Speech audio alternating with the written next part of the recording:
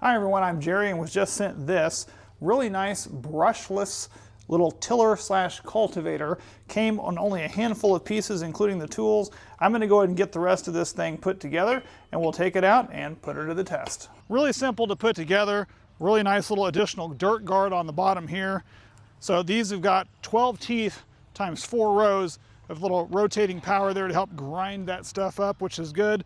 And then you also have this here, which is a handle which is adjustable via a button on this side to push to get the appropriate angle that you're wanting to hang on to, which is also a really nice feature. It does come with the 2 batteries and a charger. These are 3,000 milliamp hour batteries, 21 volt batteries.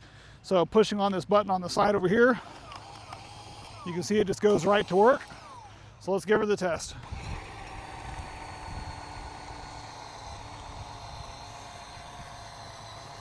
I mean, that is cultivating and chewing that loose dirt up so easily on there.